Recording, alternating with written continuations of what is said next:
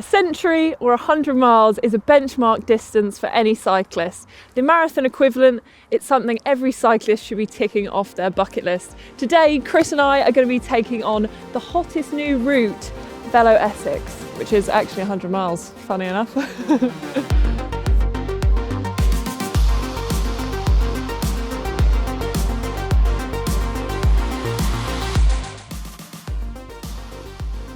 So what's so good about Vélo Essex? There's two route options. There's a 100-mile and a 50-mile option. So if you're not confident doing the 100-mile option, you can do the 50-mile option and look at doing the 100-mile in the future. The route is completely closed roads, so you have nothing to worry about traffic-wise. It really is something truly unique to experience when you're riding out on a bike. Lastly, the 2014 Tour de France came through these roads and finished in central London with Marcel Kittel winning the stage. And don't forget, Chris, we've got beautiful countryside, picturesque villages and amazing rural lanes which lend themselves perfectly to a great day out cycling. It starts here in Highlands Park, which is just outside of Chelmsford in Essex, and we're only about an hour away from London, so not too far at all.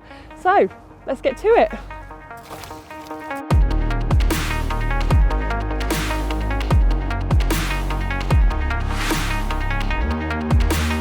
So when you're preparing for your first ever 100 miles, it's really important that you research the route that you're going to do. If you're going to be doing a really hilly route, you're going to want to adapt your training so that you're doing more hills.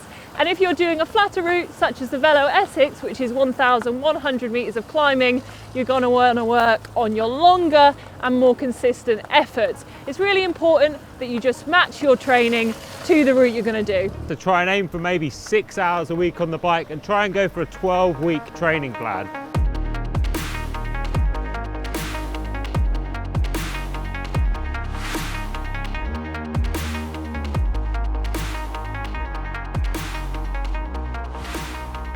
So now we're in Finchingfield, which apparently is the most photographed village in the whole of the United Kingdom. Just remember that you are riding 100 miles. It is far. Even if you're quick, even if you're slow, it's going to take you a few hours to complete this distance. So it's really important that you don't go too hard in the beginning and that you try and ride at consistent effort throughout. So that means not going out too hard, not trying to keep up with the top fast riders if you know that you can't ride at 25 mile an hour for 100 miles. The most important thing is to save a little bit in reserve for those last 20 miles because that's when the fatigue is really going to set in, and at that point it's a mental battle. Survive on the adrenaline. Yeah, exactly. Yeah.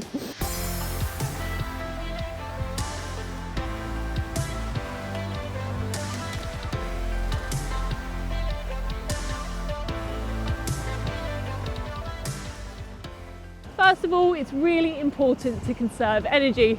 Don't be sprinting up over those hills or trying to drop your mates.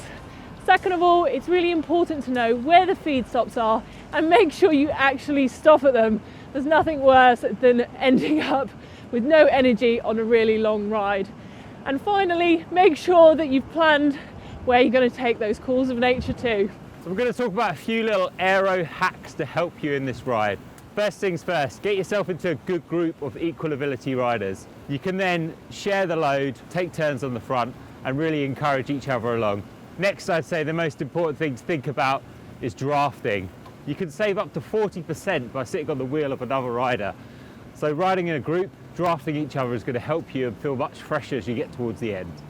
All of these together, they're going to help you complete the 100 miles much quicker, feeling much better and much fresher.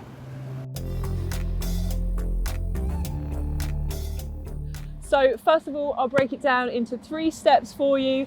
First of all, you've got the night before, so it's important to get a balanced meal with a little bit of extra carbs, but no need to go crazy and have something super heavy. For example, you could have something like tuna pasta bake.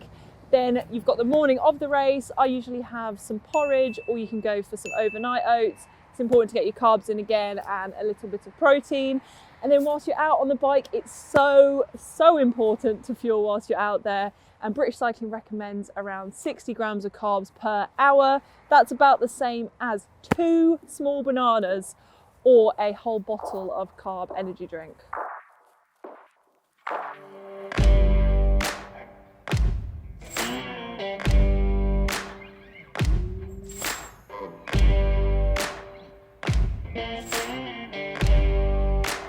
So we're wrapping it up now. Keira, what are your 3 top tips for this event? Ooh, so make sure you prepare. Don't forget to eat, you'll definitely regret it. And remember, it's most important, have fun. Thanks so much for watching this video. If you've got any tips for us, leave us a comment down below. Thanks so much, bye. Bye.